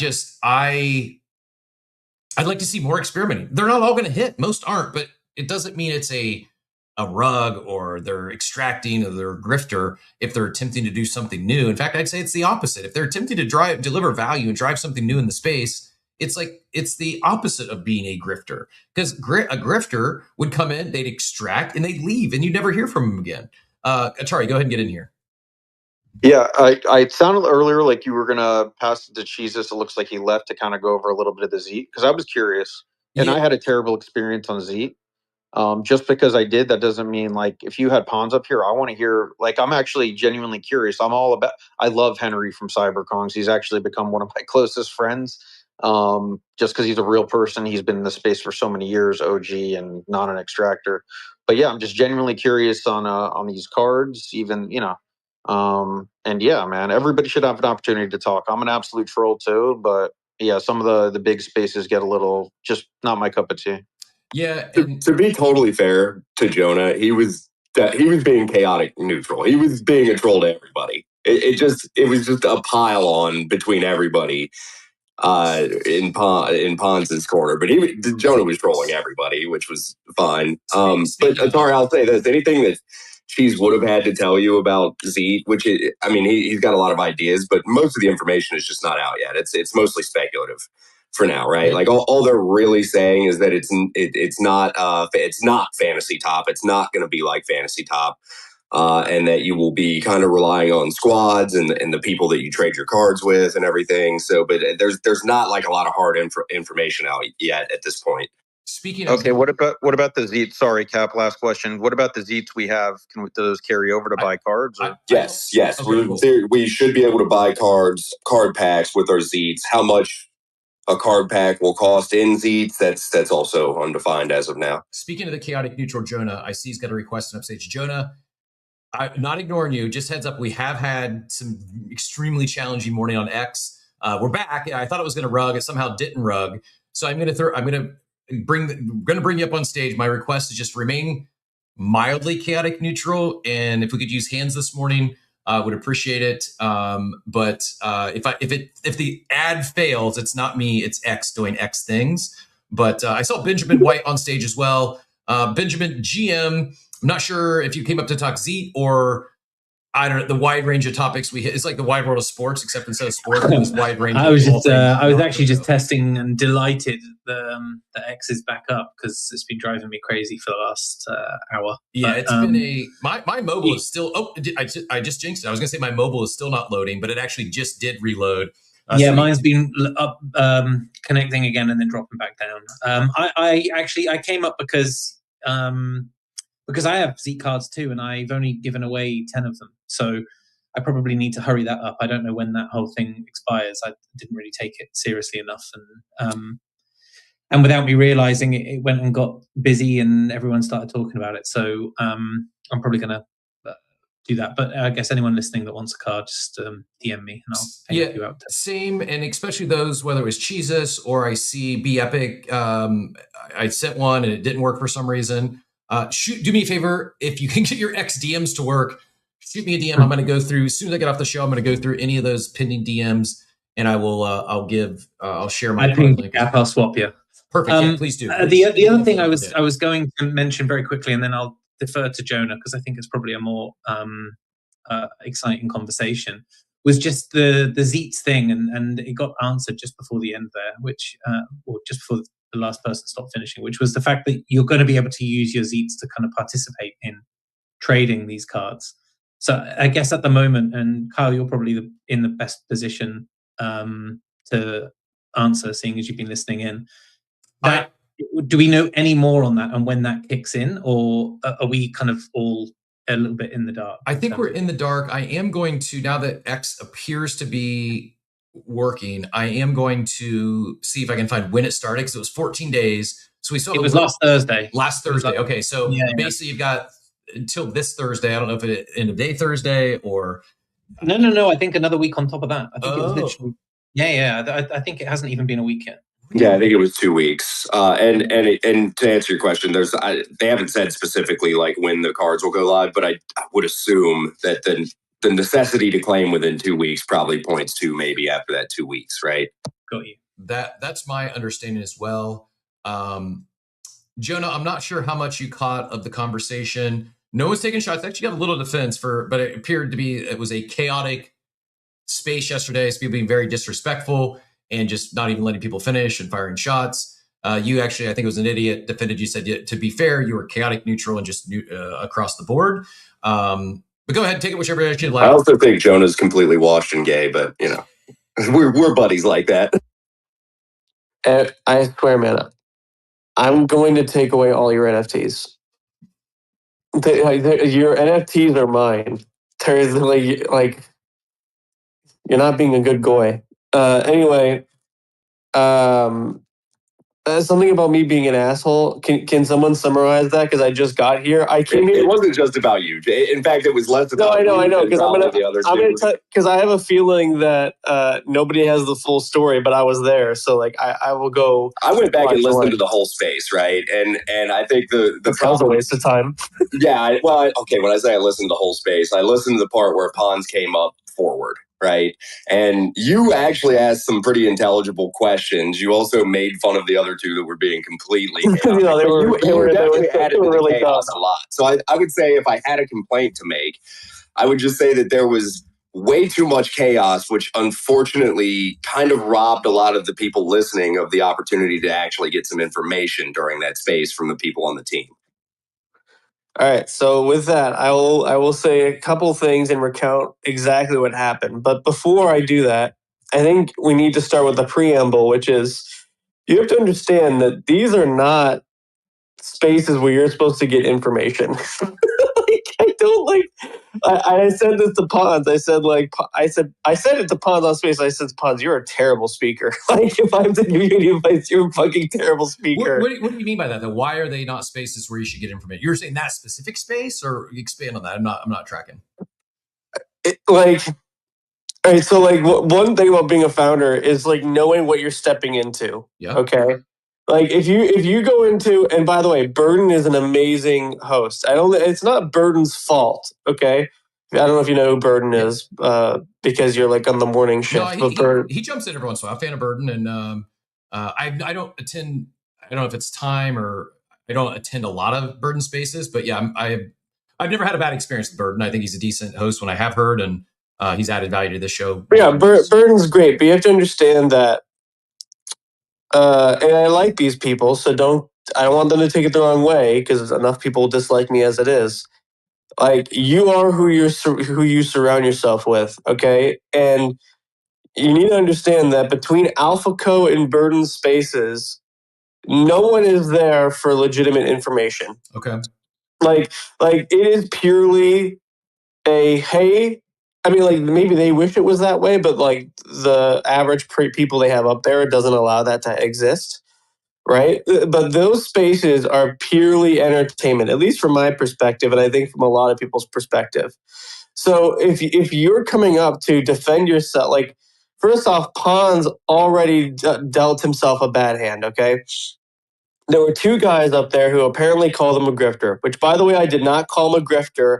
I only started making fun of him after he couldn't answer what I thought was a legitimately important question, which I'll go over. It was a guy named Scott Fu and another person we know very well who I like personally, Kuro. I assume you know who these people are, right? So Scott Fu, well, Kuro really didn't give a shit, but Scott Fu was the one who was calling him a grifter, right?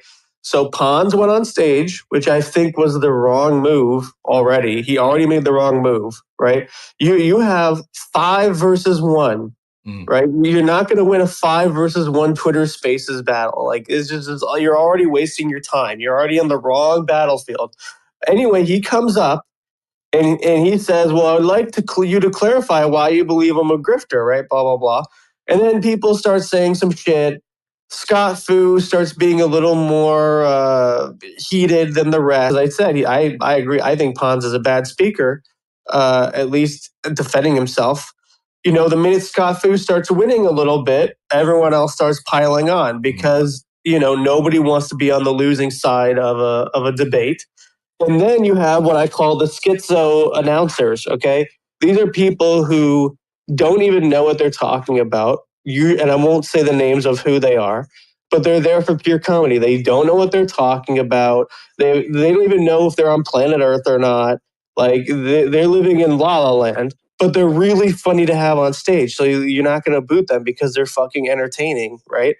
These people start chiming in and start dogging on them, okay? Then at that point, it is pure chaos. Like, Pons should have folded immediately, but instead, because he's a bad speaker, doubled down and continued to answer questions. But he had already lost the battle. At this point, he was just getting, fatalities left and right.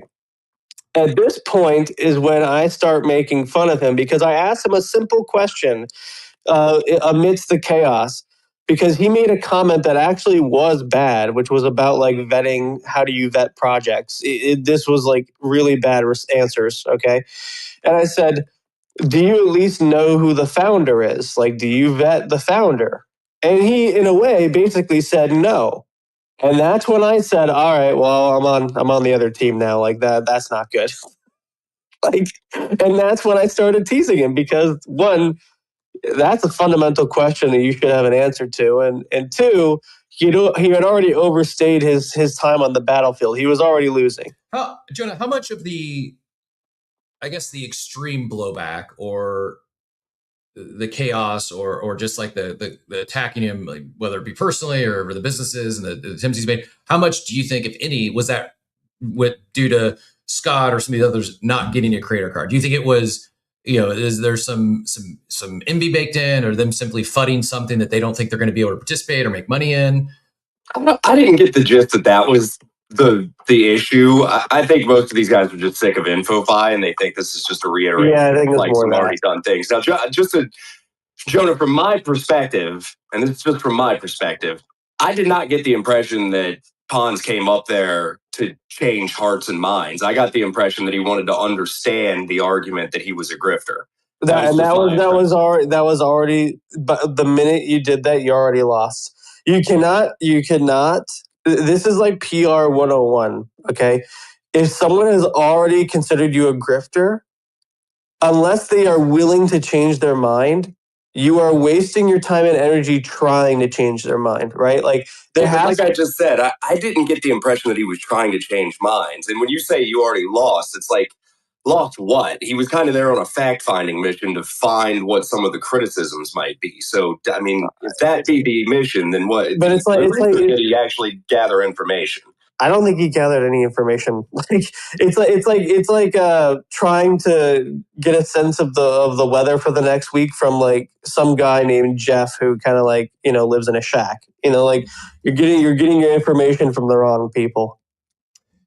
Yeah, fair. I guess where I net out on this is whether you're a fan of Pawns or Xeet, or you think this is a cool experiment or not. Man, it's hard to build things. It's 100x harder to build things in public, and it's even harder to build things with a lot of stakeholders, many of which they're not shareholders. They don't hold equity in the project. And Pons has thick skin. I'm not saying he's like going to leave the space because people call him a grifter. If we want to see founders and teams experiment more and attempt to do new things in crypto, do new things on chain, we have to give them a little bit of grace and realize that if they're selling something or launching something new, that doesn't equal grifter. Anyways, I'm looking forward to seeing what comes of this. I do think one thing that most of us agree is it is new. Is it an iteration of InfoFi or an iteration of Fantasy Top? Maybe. There was probably some inspiration taken from all those predecessors. Most things are iterated on. Most things come to be are an iteration of something that came before. We were talking about Peter and his success in 86 days. He had presumably $1 billion exit. I think it was his 24th project that he's attempted to build just specifically inside of the world of AI agents. So it's like he iterated and pivoted and iterated and pivoted and iterated and pivoted and iterated and pivoted, and then he hit a grand slam.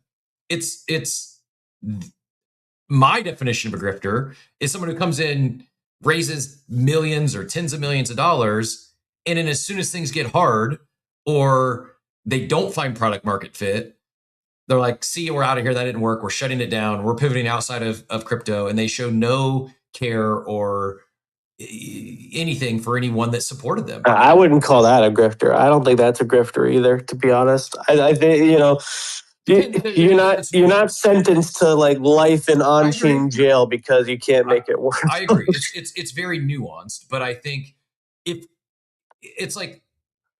we're not going to call those people grifters, then we certainly can't call people who stay here and continue to make an attempt or make an effort. We shouldn't, I don't feel, in my opinion. I think like a lot of things, intent rather than the actual actions is important, right? So like if you come into the space, raise a bunch of money, and your intent was just to raise a bunch of money on the back of some meta and never really deliver, then grifter, sure. If your intent is to try to build something and you fail, I think that's the difference that you two are kind of on the other side of each other on here. Yeah. My only complaint about Pons, aside from he is a terrible speaker, he needs someone to be a better speaker, is I don't get the point of cards. Like they keep saying it's not Fantasy Top, but it looks like Fantasy Top to me. Well, and I agree, it does ring of Fantasy Top because of the cards, right? But they are adamant that it is not just Fantasy Top. And I got to tell you, I'm a big fan of the Bearish team, and I know they've done the building on this. So look, I'm going to take their word for it until proven otherwise, personally. And that's all I can do because I've chosen to participate in this, and choosing not to believe that, that makes sense too, right? Because it is cards. It looks kind of like Fantasy Top, and there's no information yet. So it's fair to make that assumption. I'm gonna go with it because I really like this team. I believe in them. I've seen them build cool things. So what can you do? Yeah, I also don't take issue with not having all the information before the information's ready to be shared. Like, I think that was, if we go back to like the mania days of NFTs and even crypto Twitter, it was a fine line between not sharing everything and giving people more than just pure speculation. And here we have, like, we know a direction, we have some details, but I also, not even talking about like, oh, people could front run them or copy pasta it before they even launch. It is fun to speculate a little bit, especially when no one's been asked to spend any money yet. It's, hey, go claim these cards, share some of these cards. That mechanic I do like, and we'll see. We'll find out more on Friday when Pons joins us, but I do appreciate everyone helping to fill in some gaps we don't have yet. Go ahead, Jesus. Yeah, one of the things I wanted to point out, so like when InfoFi got shut down, you had Wall Chain, Cookie, Kaido, there were some others that are doing dumb shit. And then you had Xeet. Then you had a bunch of creators asking what's going to happen with all the payouts. And Xeet was one of the first ones to actually like have these brands that had active tournaments running to start rewarding the users that were on the platform. So for them to start doing that, and it kind of kickstarted it, then Wallchain started doing it. It's like they were last to the show, but everything they started doing was being implemented by others, the first movers in that. So, you know, the amount of influence, the conversation, like I said, I had to jump on a work call. But like I said, all these conversations, the people getting FOMO, I've seen people that were pissed, that were just dancing on InfoFi's grave. And then now they're applying, trying to figure out how to get cards, how to be a certified creator. And some of them are mad that they can't get in right away because I guess they feel like they, you know, are owed that.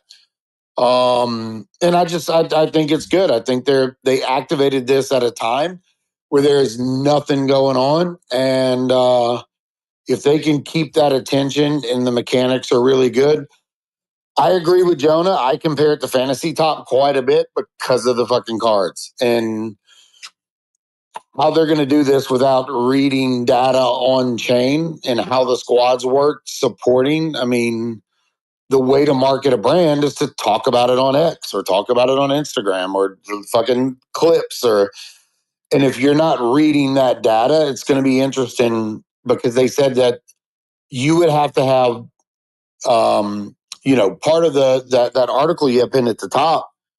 It states that you will have to click a button. There will be blockchain transactions involved. And, you know, if that's, I don't know. It's fucking mind blowing how they're going to do this without reading or doing anything on X. But they're also adamant about the fact that it's not to promote people to tweet. You're not incentivizing people to tweet, which is also like a giant question mark. There's way too much shadow and not enough light. And they can't do that. Otherwise, they'll get suspended on X. And Pond said several weeks ago that they've had several calls with X to give them their full rollout plan of what they're about to do. And apparently it's been signed off on. So it's gonna be interesting. Now, mind you, all these cards that are going out right now are common cards. You know, there's gonna be different levels of rarity, and you know, I would just get as many as you can and see where it goes from there, because not only, here's the other side of this, Cap, is not only are you going to get the rewards on Xeet if you're in a good squad or whatever, however this works, but for holding these NFTs, they're on Abstract, and then you should theoretically get XP on Abstract for holding the NFTs as well. Every one of these that you're minting is a transaction on Abstract. So I'm expecting to see some type of XP increase this week from this. So, you know, the more cards you hold, maybe the more you're able to earn on Abstract as well. We all love a good double farm. Yeah. Hard to and hey, like, I'm not saying go collect Z creator cards just to farm Abstract points. I'm not saying go do it just to farm. This is one of those things like real alpha. If you're an active participant on chain, the brutal reality right now, in this very instance, if you're not talking about AI agents on chain, crypto's kind of boring. We're in a little bit of a lull. Fear and greed low, bear market, whatever you want to call it. I think this is an incredible time to be participating with Xeet. I see Brett out there with Mega ETH. Mega ETH, I think it was someone over the weekend said it's the first time they've actually seen an L2 launch with like actual organic growth, not a current farm. And their stables are increasing, transactions are increasing. Like it's I think a really, really, really good time to be participating on chain with putting very little to no capital at risk for a lot of these things. Are there things you can be speculative on? You can put your capital at play. Yeah, sure. But there's also a lot of things right now that's not crowded. It's not noisy. There's are more people, and I saw Paulsomist, X has been finicky all morning. I'll try to re-edge again. If it fails again, just do a quick lap. Maybe shut the app, force close it, and see if you can get it to reopen and rejoin us. We're trying to power through X challenges, but I truly believe this. It's not just Xeet. It's not just Miggy. I think there's a lot of opportunity right now to be an active participant on chain, to be a quote unquote beta tester, to be quote unquote early. Maybe none of it hits. Maybe we enter an extended bear and it's all worthless. But if you're going to be here, I think versus clapping back and telling people how dumb they are, or calling people grifters, your time is probably better used going and clicking a few buttons, actively participating, and maybe, just maybe, things take off again. Maybe one or two of these ends up being, the big winner of the cycle. Maybe one or two of these things ends up creating the next big meta, and you were really early to it because you're tuned into Coffee with Captain 1097 despite our X rugging issues today, and ends up leading to, even if it's not tens or hundreds of thousands of dollars, like, I think that's the other thing too, is like resetting our expectations. Like some of this is, there's beyond just number go up or floor price go up, or I sold my bags for X. We're talking about this new economy and jobs and like, you have an opportunity to be early to a lot of things, become an expert, so to say, and that the doors that could open are, I still think, near limitless. Now, is it easy to connect all those dots? It's very hard looking forward. It's easy looking back. But what I do know is those dots aren't going to connect when you look back and you just chose to stay on the sidelines and not participate in anything. So find things that are somewhat interesting, albeit sometimes controversial, or you don't have all the information. And you know what? Like you're going to miss more than you hit. And that's just life. That's, from angel investing, VC investing, to betting on which NFT floor is going to pump next. Like you're going to be wrong more often than you're going to be right. But the goal is looking for those asymmetrical opportunities. And it's a lot easier to find an asymmetrical opportunity when you're not having to risk thousands of dollars, but rather free. You're risking your time, a little bit of attention. And again, there's no guarantee. None of this stuff might not hit. But, one of the things, we lost Brad, but I was going to say, like, he vibe coded the naming conventions on Mega ETH. Go claim your Mega domain, cap.mega. Maybe nothing comes of it. Maybe they become high in demand. I sure wish I had, when I was early to ENS domains, I sure wish I would clicked a few more buttons and registered more domains, because that airdrop ended up being, a print fest. But I saw it, I was aware of it, and because it wasn't something that really spoke to me at the time. I was a passive observer instead of an active participant. And in hindsight, I can look back and wow, those dots would have been very easy to connect to leading to a 6-figure airdrop. I got one of my best in real life friends who's not even in crypto, but I knew he was big in domains. He got a 5-figure airdrop because he took my own advice that I didn't follow. And he just went and registered his name and some other domains he owned on chain, and it ended up being a huge financial win. Let's go back to Cheeseless, and then I think we did get Paul Smith here on stage successfully. Cheeseless, go ahead. All right. I wanted to kind of read something real quick. It's up to you. I mean, it's a little bit lengthy. It's not too bad. But this is a reply from Scotty yesterday talking about the squad. Do you want me to read it out real quick? Yeah, go for it. And if you want to pin it up top, then that way if others want to, maybe the TLDR version or hit on the highlights. Yeah. So he said, Squad is a part of a tournament where X percentage of token is given out. Say it equates to 250K to 500K. Squad gets first, so in that tournament, and they get 50%, 125K to 250K by being first place. Then that token is split amongst them and the creator, would both make out on royalties and the rewards for the performance of the squad. But he said in here that it's also not necessarily true just because you have a card that you get part of the creator's split or the squad split. There needs to be meaningful action done within a squad to allow you to get rewards. So there's going to be gamification and game theory involved. to where you get a percentage of the cut from whatever that is. And like I said, man, they had some tournaments on there that had some very big prizes. Like the Bears tournament ended, first place got 39 bears at, $150, $200 a piece right now. And those things are going to be worth way more. They had the Zyber tournament. That was a $250,000 prize. They ended up paying out $50,000 because the, InfoFi got shut down. But first place still, I think, walked away with like $5,000. And that was for like a month. It was a month's work of just putting out a few posts. So I would stay locked in. Hopefully we get some answers today, more about Xeet. So it's going to be good. Love it. Well, appreciate you sharing. Appreciate everyone who added to that conversation, filled in some gaps. As I mentioned, we will have Pawns joining us Friday for a deeper dive. But don't wait. We do have 2 weeks. It launched on Thursday. But they also said packs are launching this week. So as I connecting dots there, it looks like you'll be able to buy packs prior to the free claim period ending.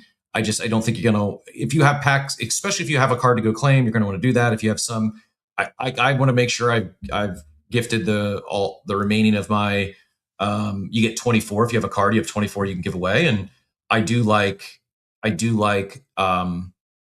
an onboarding mechanism, right? I like that. Hey, let's lean into our earliest creators and have them help onboard others. Obviously, in some cases, we're doing swaps. Like, who else has a card? Let's trade cards.